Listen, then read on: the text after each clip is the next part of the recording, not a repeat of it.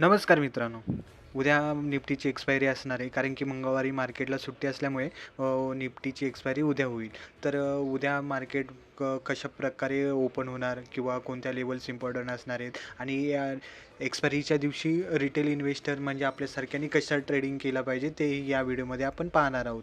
तर सुरुवात प्रथम तुम्ही बघाल तर मार्केटने लास्ट हा एक चांगला झोन बनवला आहे आणि इथून मार्केट आणि ह्या झोनमध्ये जर मार्केट कुठेही ओपन झालं उद्या तर आपल्यासाठी एक चांगली अपॉर्च्युनिटी असेल की एक्सपायरीच्या दिवशी आपल्याला एक चांगला ट्रेड भेटू शकतो.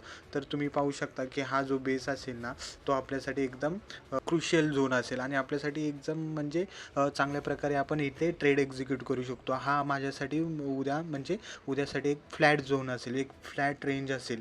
तर ह्याच्या आत कुठेही ओपन झालं मार्केट, तुम्ही इथे पाहू शकता गॅप डाऊनमध्ये किंवा इथे फ्लॅटमध्ये जरी ओपन झालं तरी आपल्यासाठी एक चांगला ट्रेडिंगची अपॉर्च्युनिटी असेल. आणि जर इथे कुठे ओपन नाही झालं आणि समजा जर मार्केट उद्या गॅपअपमध्ये ओपन झालं तर गॅपअपमध्ये ओपन झाल्याच्या नंतर एक आपल्यासाठी म्हणजे एक जोपर्यंत मार्केट स्टेबल होत नाही, एक रेंज किंवा मार्केट एक डायरेक्शन पकडत नाही तोपर्यंत आपण मार्केटमध्ये काहीही करायचं नाही.